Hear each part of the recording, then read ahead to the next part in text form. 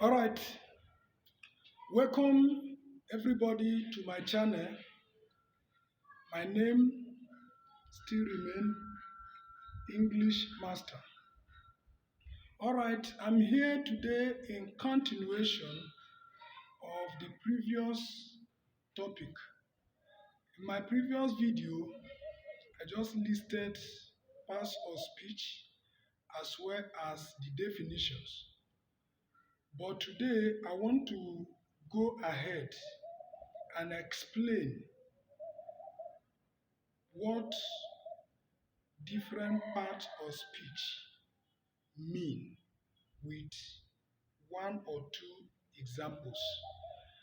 Don't forget to like this channel, share this channel among your friends, relations, or your neighbors. And I want to assure you that English language or studies, anyone you choose to call it, still remains one of the easiest subjects on earth. All you need to do is to study and pay attention. Why do I say so? English is just a language that you speak or we speak. Without confidence or assurance, English is very simple. And I want to also mention that if you are a prospective WAEC candidate, NECO, JAM, NAPTEP, or other related examination that qualify students to gain admission into higher institution, or even those in their degree or master's level that might have been finding English language difficult, maybe in a way of constructing a good paragraph or sentence or sentences, please visit my channel often.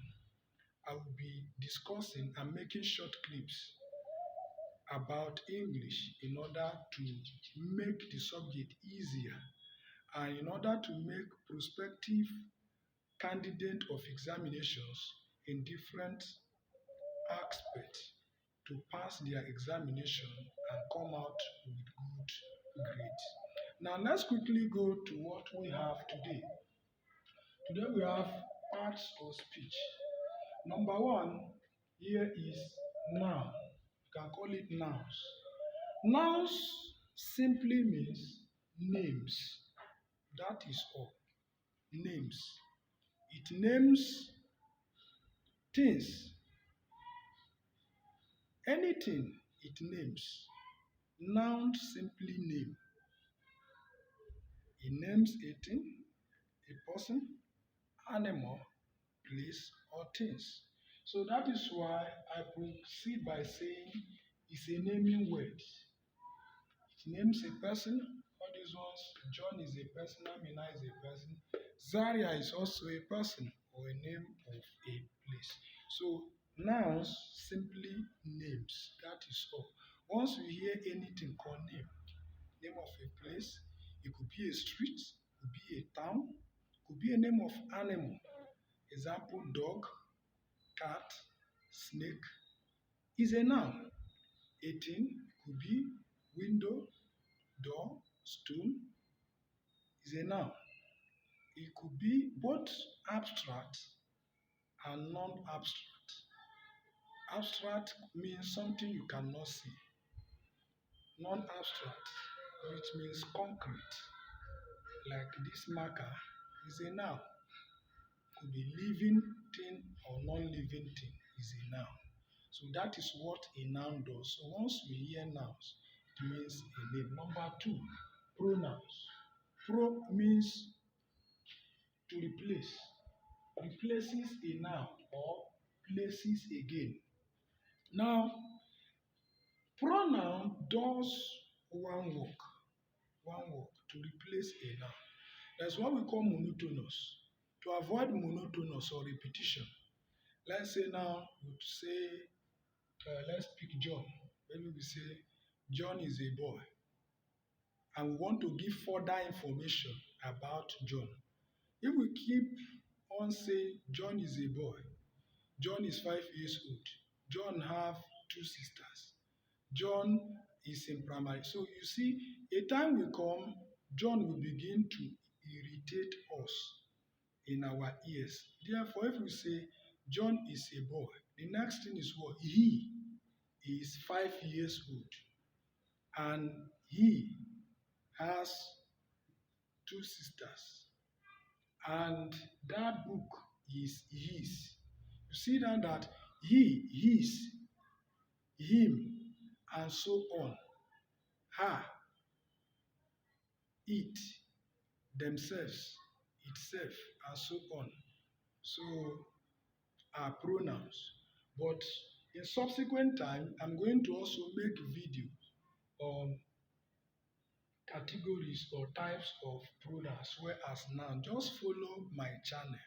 In that place, I'll be mentioning to you like personal pronouns and reflexive pronouns, possessive pronouns, and other pronouns.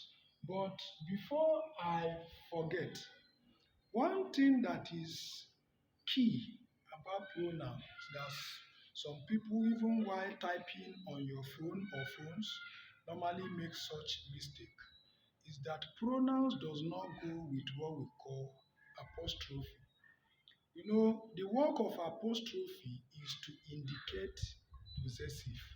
Yes, possessive, which could be plural, singular. Let me give you example. Let's say you want to talk about um, our. Our is single or singular. Then ours is plural.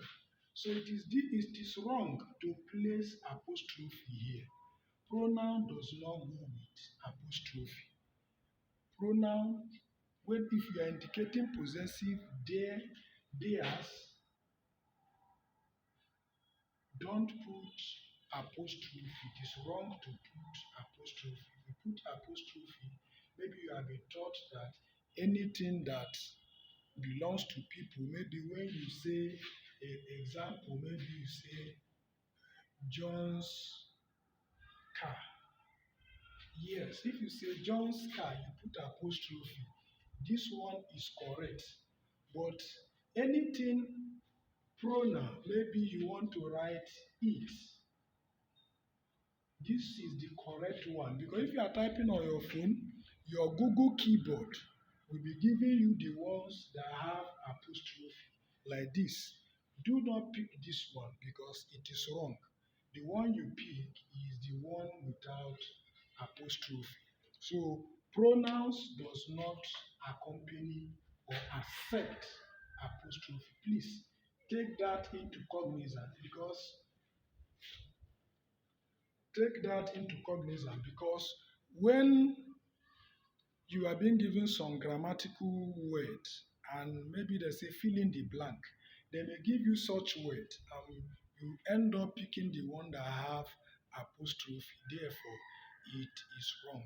So let's proceed. In subsequent videos, I'm going to dedicate a video to teach about that. Then to conclude it, a pronoun is what? A substitute for a noun or noun phrase. Example, he, she.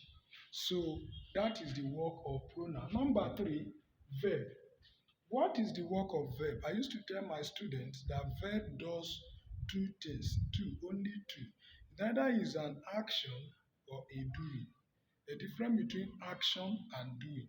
Action, let's say if I kick something with my hands or my foot, that is an action. But doing, let's say I'm washing clothes, that is doing.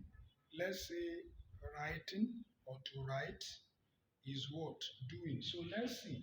Verb state action or being. A word donating is a word denoting an action. What is an action? Example, jump is what? An action. Occurrence, what happened? Happened. It could be that somebody fell down. That is what? Occurrence. Without a verb, please mark this word. If I'm assuming I have much time or bigger board, There's one thing I normally call a verb. I say a verb is a word class because without a verb, we can't have what we call a complete sentence. So we now say without a verb, a group of words cannot be a clause or a sentence. Yes, because without a verb, can't have whether auxiliary verb or finite verb. Without it, you can't have what? A sentence. Therefore, let's proceed to number four. Number four is adverb. Adverb. Adverb does only one thing, it's a modifier. It's a modifier. It's a modifier. So it tells us how a verb does its work. Adverb, one of the best definitions still remains that adverb modifies a verb. What is modify? Is like say to broaden it, to further explain it, to further give more detail. For example, we can say John is walking. But how does John walk? If we say slowly, that means it has further given us more information about how John is walking is slowly. And that slowly is an adverb of what? Manner, the manner by which John walks. So now we have adverb. Now let's see. He said what is a modifier of an adjective, verb or another adverb. You can see very quiet. Adverb make a language to be more precise. Yes, to be more precise. We know it. We know how it is. We know how it's going. We know the nature of it. That is the work of adverb. Now let's proceed. Number five is adjective. Adjective does majorly, I normally say majorly, one thing. What is that one thing? It describes or limits. That means it can tell you this thing is not as beautiful as this or as ugly as that. So you see, it has limited. So that is the work of adjective. It's also what? A modifier of a noun or pronoun. Example, you can see adjective, big, brave. If something is big, small, it limits. Limit telling you that this thing is not bigger or it's not smaller. So that is limiting it. So adjective tells us more about a noun or pronoun. Yes, can say he is small. You see now it's telling us more about that he. What is that he? Pronoun. So that is the work of adjective. Number six, preposition. Please let me also re-emphasize by saying that this part of speech is any student's root foundation in what? English. I normally say that English further reduce the problems of other subjects. Once a student understood English, he will understand other subjects easily because other subjects still use or uses what? English to explain themselves. Even though mathematics uses symbol, but it will further use English to tell you what to do. So as an individual, prospective WAEC candidate or any other examination, even somebody who is looking on to perfection in speech, please take English, more especially pass for speech, serious because that is just foundation. It's just like a building. Once a building does not have foundation, it cannot stand. But your foundation is what? This pass for speech. So let's continue from where we stop. So preposition. Preposition does one work to relate. It shows the relationship between a noun or pronoun with another word in a what? Sentence. Example, after. If you say Amina is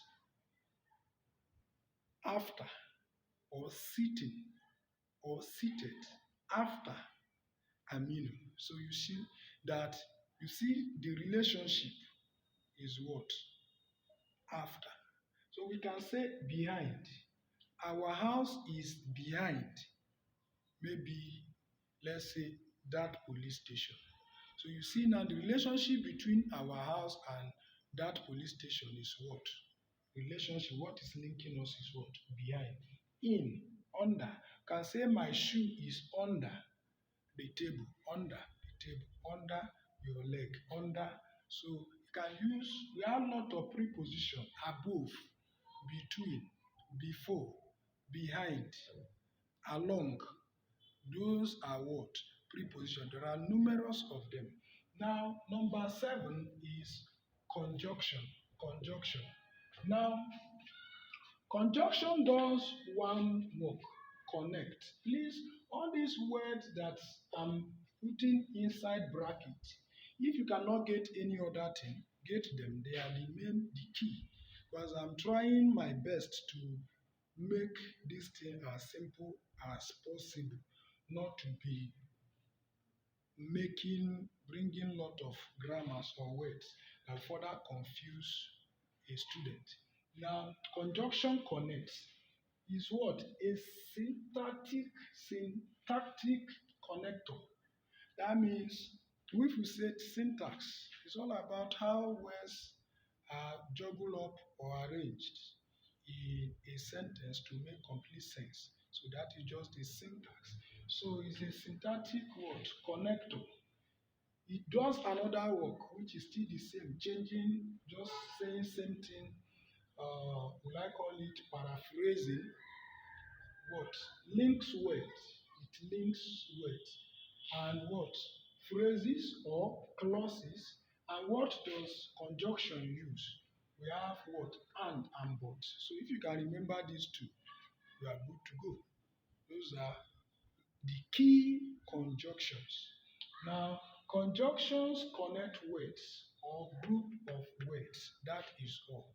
If I say Amina and Aminu, that is what he has connect something. You say that house and that house, it has connect. You, but whatever. So you see, we have done connecting something. Second to the last for today's teaching is interjection. Interjection expresses feeling. The main thing in interjection is one, two, feelings and emotions. So the feeling could be positive, it could be negative. Why do I normally use positive? Positive is when somebody is happy, joyful, and negative is when something hurts someone. So if you say alas, is emotion. If you say it's a goal for football fans, is what? Uh, Interjection, emotion. And there is something about interjection, even though I did not write it, please take note. All interjection must end with what? Exclamation mark. Exclamation mark. Please don't forget. This is an exclamation mark. And there is another thing I want to say under here. It is wrong to use double or multiple exclamation mark. For example, this one is common. Maybe when they want to, people are doing advert or promo or promotion, anyone or admission. You can see something like, let's say, bonanza. See one, bonanza,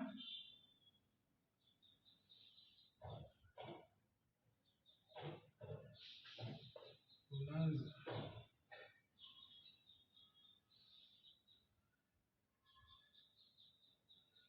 All right.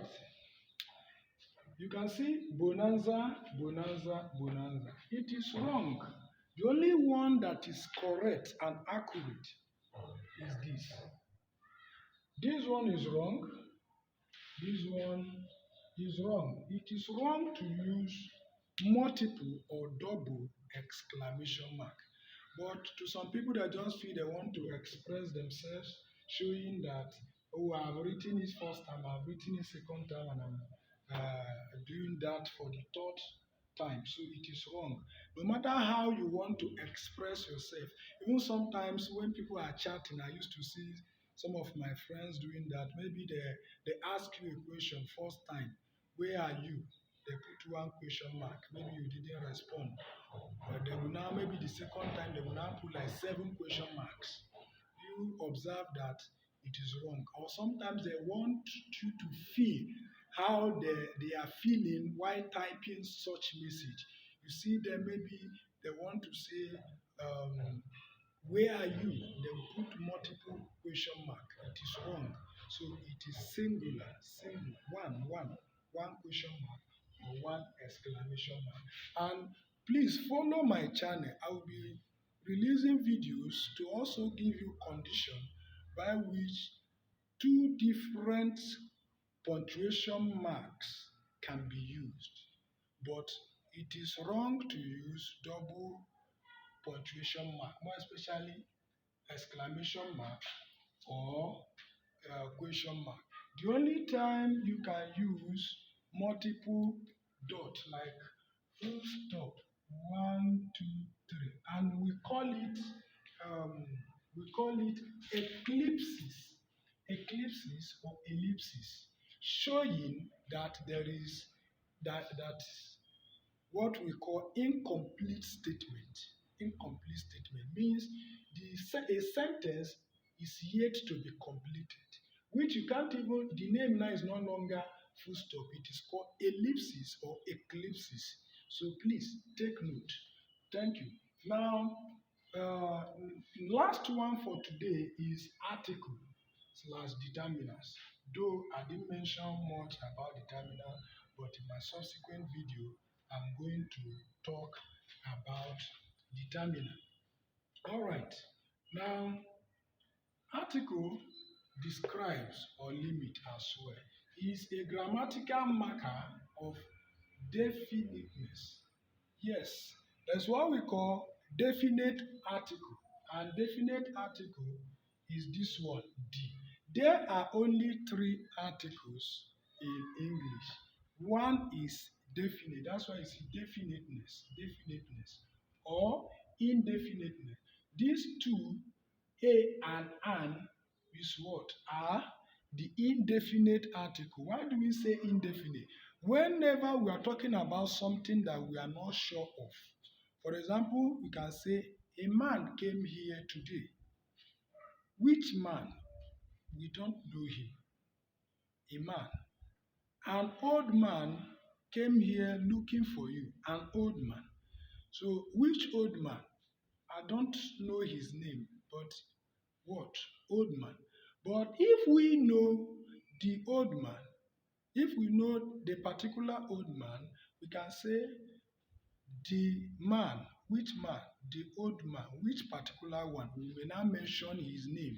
Maybe his name is Jacob. You can now say, is it the Jacob, the one who lives at maybe number 1 Manchester Street?